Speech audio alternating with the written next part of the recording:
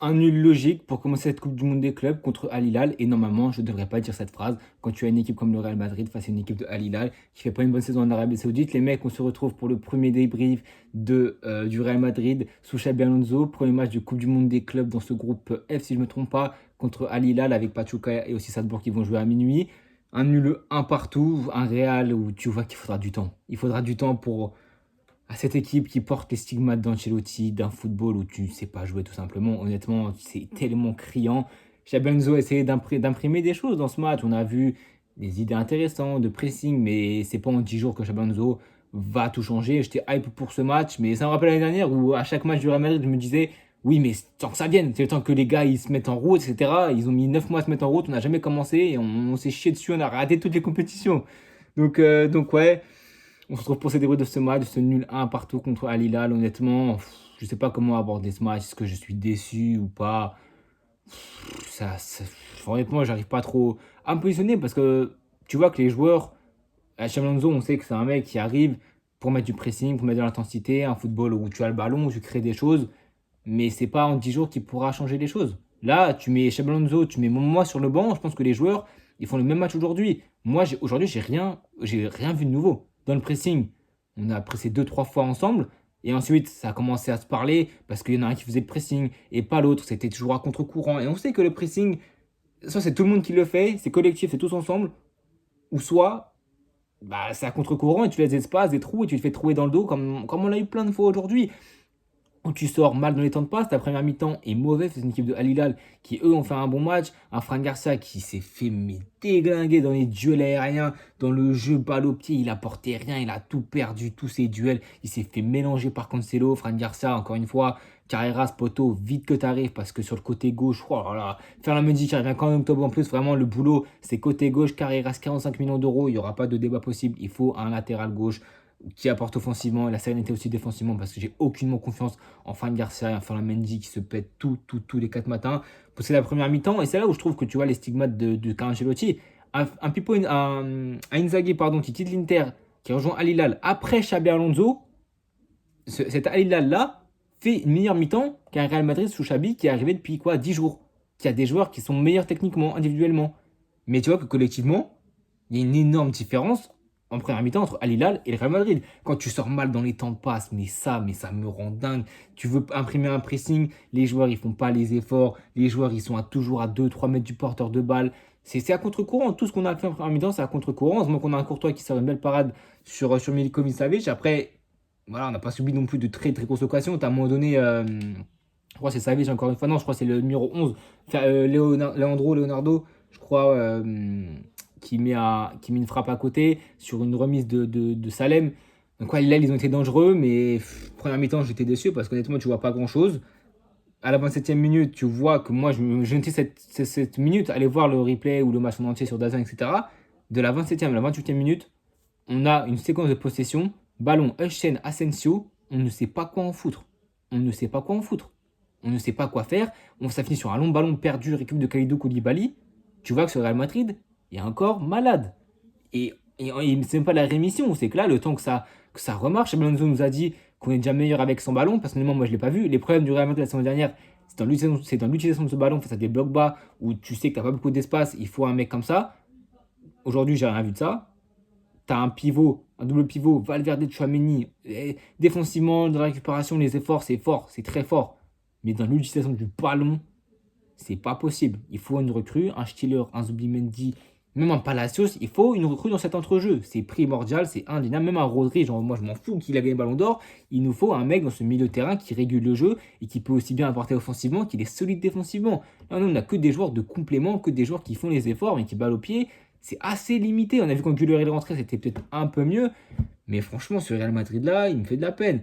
Pourtant, à la 21e minute, on a quand même la seule occasion en première mi-temps. C'est une frappe de Gonzalo Garcia. C'était bien mené par Trent sur un contre parce qu'on subit, on subit, on subit. Et c'est sur un contre, comme d'hab, qu'on fait nos premières occasions avec Trent qui remonte le ballon pour, euh, pour Vinicius qui a une touche à décaler Garcia qui rate sa frappe, qui était la titulaire à la place d'Mbappé qui était un peu fiévreux.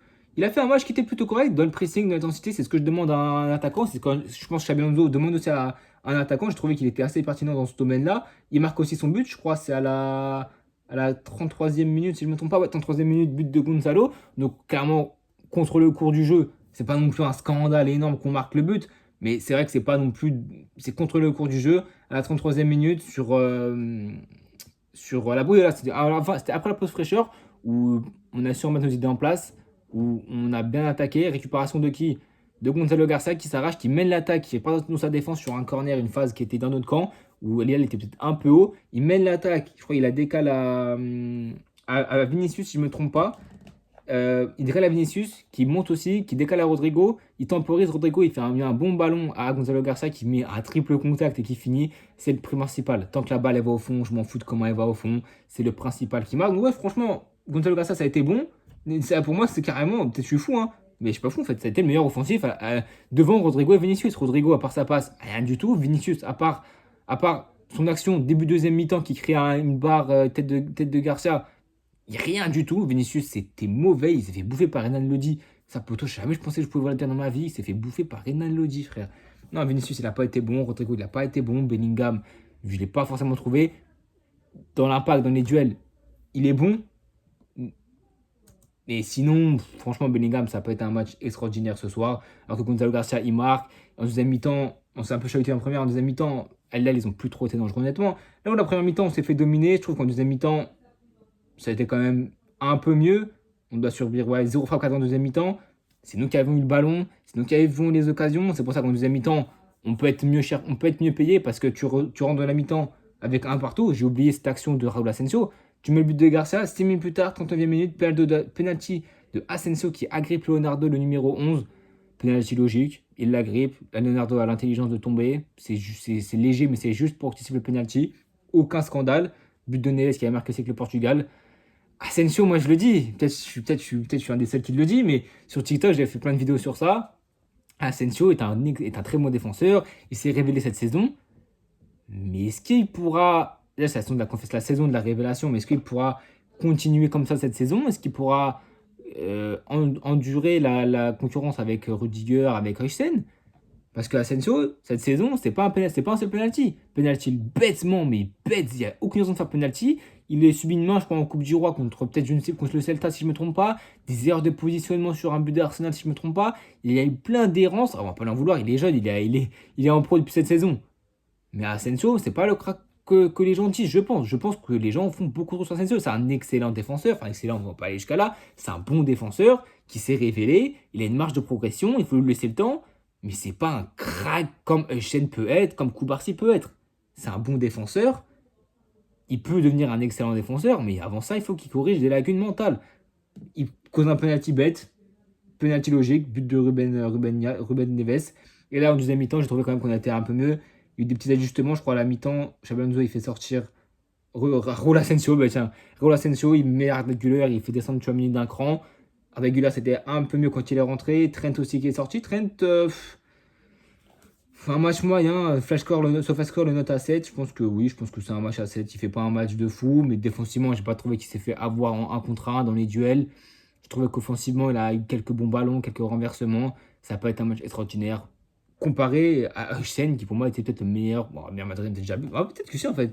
C'était le meilleur Madrid, je pense, à Heusen, qui, je trouve, dans l'utilisation du ballon, en deuxième mi-temps, il a vraiment monté en puissance. Depuis la première mi-temps, peut-être un peu timide, même s'il y a quand même 2-3 belles passes. Mais en deuxième mi-temps, là, j'ai trouvé que par contre, dans ses incursions offensivement, dans l'utilisation du ballon, aussi bien défensivement dans les duels, parce qu'en première mi-temps, dans les duels, il s'est fait un peu bouger.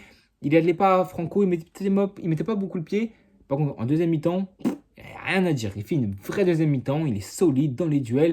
De l'utilisation du ballon, c'est toujours propre, c'est la bonne passe, la bonne puissance, le bon tempo, le bon choix quasiment tout le temps. Deuxième mi-temps, c'est irréprochable, il était très fort et s'est tellement projeté que franchement, Heusen, c'est la vraie situation de ce match, je pense. C'était pour ça que ce nul un partout, je ne vais pas en faire un scandale. Et ça prouve quand même que cette compétition m'a happé parce que quand on a penalty sur Valverde, d'ailleurs, je ne comprends pas parce qu'il y a on domine, comme je dis, cette double occasion en début de deuxième mi-temps avec Vinicius. Enfin, Vinicius qui fait une vraie différence cette fois. Il y a eu un petit pont, un grand pont, je ne sais plus ce qu'il fait, mais il fait une vraie différence. Le centre, ça va sur la barre, ça revient sur Gonzalo Garcia qui met une tête. Gros arrêt de Bounou, Bounou, il doit faire homme du match pour moi, clairement. Il a fait 6 arrêts, rien à dire, 5 dans la surface, un penalty arrêté, clairement le MVP, l'homme du match. Il a été très, très, très, très fort. Au niveau des frappes cadrées, il y a du coup la frappe de Asensio. ouais, il y a quand même beaucoup de frappes en deuxième mi-temps. C'est vrai qu'on a beaucoup plus frappé qu'en première. Je pense qu'il fallait qu'on se fasse secouer en première pour réagir en deuxième mi-temps. Où là, vraiment, si on fait le même match en deuxième qu'en première, je pense pas qu'on fait nul. Mais bon, je pense que, honnêtement, je pense que le résultat est mérité. Je pense qu'on mérite peut-être mieux. Si Bourg nous fait pas un match énorme, je pense qu'on peut en mettre un ou deux.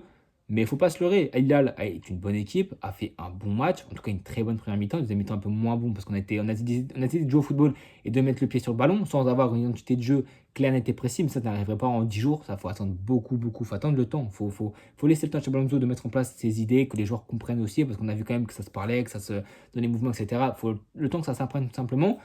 Ce match aurait pu être sauvé par Federico Valverde à la 89e minute sur un penalty. Pour moi, il y a penalty indiscutable. Alors peut-être que je ne suis pas objectif, hein, mais pour moi, il y a penalty indiscutable. C'est coup de coude dans la bouche de Fran Garcia, dans la surface. Il saigne, sachant qu'en plus, les gens vont dire oui, il n'a pas vu. Allez voir l'action, je pense que le latéral est très intelligent, qui met un petit coup d'œil comme ça, sans trop qu'on le voit. Moi, je l'ai vu. Je ne suis pas un oracle, mais je l'ai vu. Et j'ai l'impression qu'il a vu Fran Garcia. Le coup de coude, je pense pas qu'il soit méchant pour faire mal. Je pense qu'il est là juste pour, voilà, pour être au duel au coude. Parce que Fran Garcia n'a même pas le coude, il est un peu petit. Ce qui fait que du coup, tu penses que tu veux faire le duel au coude avec Fran Garcia, mais en fait, tu es déjà arrivé à sa tête. Coup de coude dans la tête. Pour moi, péno, indiscutable. J'ai entendu Bruno Chéroux dire qu'il n'y avait pas penalty. Je comprends dans l'idée du fait que c'est pas méchant, que c'est pas son intention première.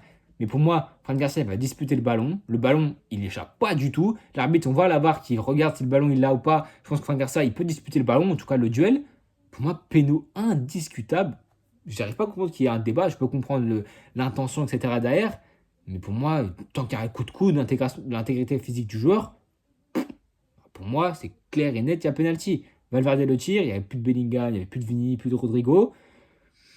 J'aurais pensé à Modric, hein, pourquoi pas, qui fait son jubilé avec le Real Madrid, sa dernière compétition avec le club avant de partir libre à l'AC Milan. Je me suis dit, il pourrait le tirer. Güler aussi est bon dans les phases d'arrêté. Valverde, face à un gardien comme Bounou, on se rappelle la Coupe du Monde, les arrêts contre l'Espagne, ben, il nous l'a remet. Un bel arrêt, la frappe n'est pas forcément bien tirée, mais au Real Madrid, on a un problème de penalty. Au Paris Saint-Germain, ils ont Vitinha, à United, ils ont Bruno. Nous, on sait pas, je sais pas qui on a. On a Vini qui rate, Bellingham qui rate, Fede qui rate, Mbappé qui rate. Je sais pas quand on va trouver un vrai tireur de penalty. Je pense que Güler, on pourrait lui laisser les clés. Dans sa phase d'arrêt, d'ailleurs, Alonso avait dit qu'il voulait faire plus confiance à Güler, etc. On a vu de bonnes choses en deuxième mi-temps, mais voilà, on va pas non plus baser sur ça. Il faut voir au fil de la compétition. Xabi Alonso, il a dit quoi? Il a dit on sera meilleur à la fin de cette compétition. On est déjà meilleur avec et sans ballon. Il a dit aussi en conférence de presse qu'il voulait pas un bloc bas. Il voulait arrêter de subir, que de faire. Moi, j'ai compris. Il faut arrêter de compter sur Courtois à chaque fois. Il faudra qu'il fasse des arrêts. Il les a fait. Il faut un pressing haut, agressif et collectif. Et évidemment, la phrase qui m'a le plus pas étonné, mais ce qui va vraiment le faire, des attaquants qui pressent, qui font les efforts. On ne demande pas de courir comme les défenseurs, mais au moins d'entamer un pressing qui sera suivi par toute l'équipe. Et si tu ne fais pas ça, si tu ne fais pas les replis défensifs, tu seras mis sur la touche, sur le banc. On sait tous à qui fait référence, mais va-t-il vraiment le faire? Ça, c'est la question quand Mbappé arrivera. On a vu que des fois, on ne veut pas le faire les retours. Xabi fait des grands gestes à Gonzalo, à Vinicius, et ils font le retour. Un peu en se trottinant, mais ils font le retour. C'est déjà un bon début. On verra s'il pourra imprimer sa patte claire et nette au Real Madrid. Maintenant, il ne faut pas trop en demander aux joueurs, il ne faut pas non plus être trop sévère. Je pense que bon, c'est un match contre Al Hilal. On espérait beaucoup mieux. Moi, j'espérais une victoire pour bien démarrer la compétition. Après, tu auras. Al Hilal, c'est pas une mauvaise équipe. Je pense que la plus faible équipe, c'est Pachuca. Il faudrait prendre un maximum de points contre eux. 21h dans je ne sais plus combien de jours. Et ça se voit, maintenant, ce sera à 3h du matin. Je pense qu'il y aura quand même un débrief. Mais bon, si on veut espérer prendre un peu d'expérience, que Chamanzo ait un peu de temps face à de belles adversités pour mettre son jeu en place, il faut qu'on avance un maximum de la compétition pour affronter quand même des grosses adversités, des gros matchs. Mais ouais, je pense avoir tout dans cette vidéo. Les mecs, moi, donnez-moi au top et vous faites vos commentaires. Pour ce qui est moi de mes tops, aux côtés du Real Madrid, je me dis Neusen et Gonzalo Garcia, que j'ai beaucoup aimé son match. Trent, honnêtement, je pense que ça va être un match 6 sur 10. Rien de mauvais, rien d'extraordinaire. Alors que Echen, je pense que c'est plus un match 7-8 sur 10. Gonzalo Garcia, un match 7 sur 10, 7,5 sur 10, je pense qu'il était bon dans ce qu'il a apporté. Vinicius, déçu de son match, déçu de sa saison.